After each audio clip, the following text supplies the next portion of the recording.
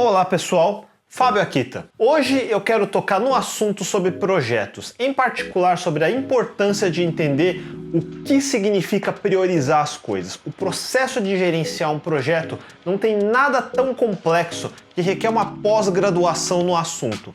Qualquer um pode entender os conceitos básicos e como um conceito naturalmente leva ao próximo. Em outros episódios eu vou entrar em mais detalhes sobre cada um desses conceitos, mas hoje eu quero só mostrar a linha de raciocínio geral que vocês podem levar para qualquer projeto, pequeno ou grande. Basta expandir as premissas que vou mostrar hoje.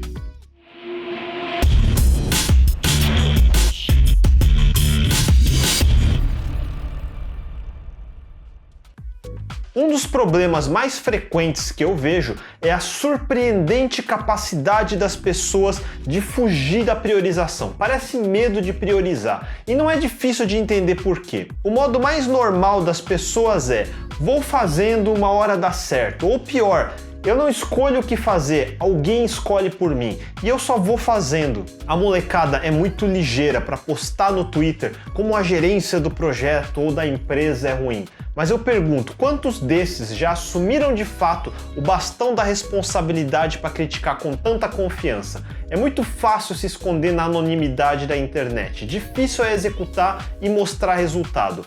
Nunca ouça ninguém que não tem resultados mensuráveis para mostrar. Você não precisa ser um MBA ou um Certified Scrum Master para entender esses conceitos, porque eles são meio triviais na verdade. Primeiro, entenda uma verdade absoluta: você não tem tempo infinito, sua vida não é infinita. Uma coisa que temos em comum é que um dia vamos morrer. Se fôssemos imortais, priorizar seria irrelevante, já que poderíamos realmente fazer o que quiser, quando quiser. No mundo real, tudo é finito. Tempo é a primeira coisa finita. Segundo são recursos, dinheiro, pessoas, materiais. É finito, restrito e normalmente pouco. Sua expectativa é investir uma unidade de recurso para no futuro conseguir recuperar 2 ou 3.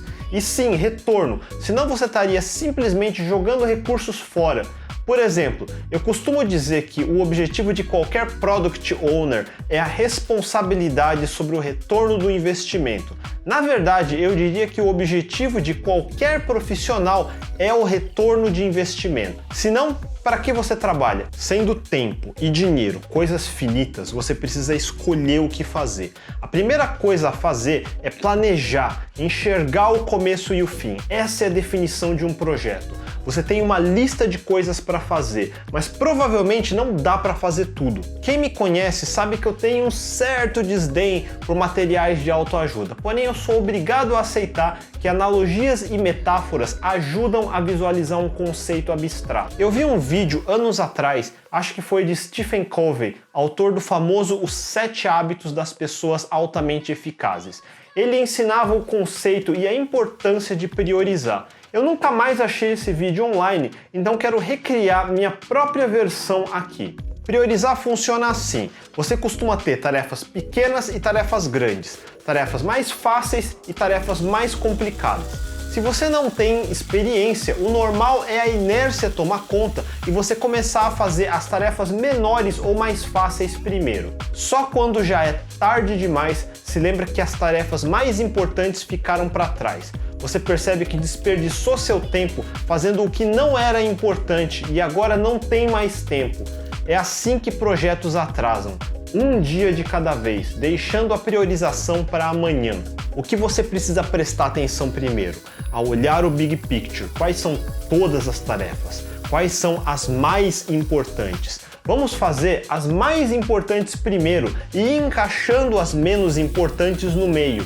Iteração, iteração. E no final, a mesma quantidade de tarefas pode até mesmo caber no mesmo tempo que antes não caberia. Priorizar é avaliar, é tomar uma decisão e se comprometer. É errar, assumir o erro, reajustar e seguir em frente. É colaborar com os colegas, criar relacionamentos de confiança. Eu aprendi que todo projeto funciona como um gás. Ele vai ocupar todo o espaço que você der para ele. Se você der 1 ano, o projeto vai durar 1 ano e mais um pouco. O mesmo projeto, se você der 6 meses, vai durar 6 meses e mais um pouco. A coisa mais importante em um projeto é delimitar os tetos. o custo e o tempo. E como você sabe quanto tempo vai durar isso? Você não sabe, não é uma previsão. Já notou que existem duas palavras, estimar e prever? Para de tentar prever, estime. E estimar não é exato pela definição da palavra. Estimar é chutar uma ordem de grandeza. Ordens de grandeza não é dizer que vai durar 743 horas e 54 minutos. É saber dizer a ordem de grandeza que estamos falando, se é uma semana, um mês, um semestre ou um ano. O que você faz quando precisa ir para um lugar longe e não tem um Waze para te guiar? Você pega um mapa, mas não tem como ir vendo o mapa o tempo todo e dirigindo ao mesmo tempo. Então você dirige um trecho até onde acha que ainda sabe o caminho. Daí você para, olha o mapa e vê se continua no caminho certo. Daí prossegue, para de novo. De repente você nota que entrou numa curva errada, então você volta até a última bifurcação e corrige, e vai assim até o fim. Por isso temos sprints ou iterações, senão você ia até o fim do caminho pela estrada errada e quando perceber que tinha feito uma curva errada já é muito tarde para voltar. Se você for reavaliando em trechos menores, mesmo que precise voltar um pouco, ainda dá tempo de corrigir, faz sentido? Essa é a essência de gerir um projeto. Não é acertar todos os passos, mas garantir que se você errar, e vai por mim, você vai errar, dá tempo de voltar um pouco atrás e corrigir o percurso. Gerir não é evitar 100% dos erros, é garantir que 1% que errar não vai comprometer os 99%. Tente ir às cegas, você cai do barranco. E como você sabe de quanto em quanto tempo parar? Na dúvida, para no menor tempo possível. Por isso, quando me falam de sprints de 3 semanas, eu dou muita risada. Significa que se você errar, você vai levar no mínimo 3 outras semanas para corrigir isso, e isso pode gerar um efeito cascata de erros que vai prejudicar pelo menos 1 mês e meio de trabalho. Agora começa a escalar isso, e é assim que um projeto atrasa 1 ano. Como você estima as coisas? Tanto faz, esquece fórmulas complicadas, diferença de story points ou qualquer tipo de points. Usa uma escala assimétrica, o menos granular possível. Por exemplo, fácil, médio ou difícil. 1, 2, 5 ou 8. E por que assimétrico assim? Porque numa ordem de grandeza você quer saber só se a tarefa leva meio dia, 1 dia, 2 dias ou 1 semana. Mais que isso tanto faz, 5 ou 4 ou 6, não faz diferença. Basta uma story de 8 pontos para quebrar suas pernas. Daí as outras histórias de 1 ou 2 pontos não fazem diferença, porque essa de 8 é que vai definir seu andamento. É como a demonstração das esferas maiores e das bolinhas menores. Ordem de grandeza, você só precisa saber quais são as histórias que representam o maior risco e lidar com o risco. Talvez quebrar essa história em histórias menores se possível. Finalmente, você vai ter a sua velocidade. Quantas dessas histórias são possíveis de serem feitas dentro de um período ou sprint? Com uma ordem de grandeza de velocidade, agora você olha para o projeto como um todo e diz, com essa velocidade atual, dá para chegar até o fim? Normalmente não dá, então você precisa começar a cortar o que é menos prioritário e está no fim da lista e avisar o quanto antes todo mundo, não vai dar tempo de tudo, é simples assim. Das duas uma, ou simplifica o que precisa fazer ou corta o excesso. E não tenta como primeira opção aumentar o custo ou aumentar o tempo, faz caber. E nem adianta tentar aumentar a velocidade à força. É como no exemplo da viagem de carro sem Waze. Tenta acelerar sem ter certeza. Você só vai errar mais bifurcações, mais vezes e ter que voltar atrás mais vezes. Não compensa só pisar no acelerador. Mas e se não for aceitável simplificar ou cortar? Então cancela o projeto, para agora. Se a premissa inicial estava subestimada, é melhor aceitar um prejuízo pequeno do que acelerar e no final gastar mais e o prejuízo aumentar.